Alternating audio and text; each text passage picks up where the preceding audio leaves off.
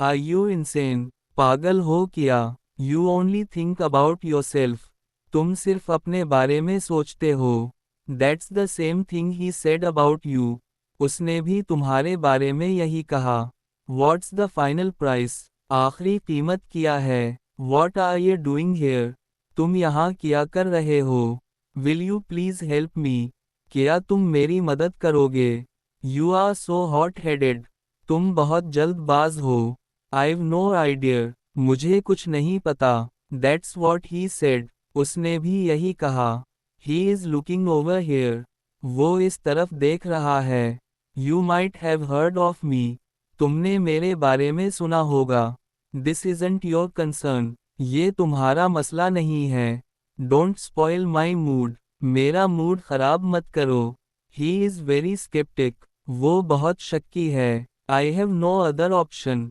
मेरे पास और कोई चारा नहीं। Is everything all right? सब ठीक तो है। I am going to flea market. मैं लिंडा बाजार जा रहा हूँ। He was snorting. वो खराटे ले रहा था। It is just a rumour. ये महज अफवाह है। He gave a befitting reply. इसने मुंह तोड़ जवाब दिया।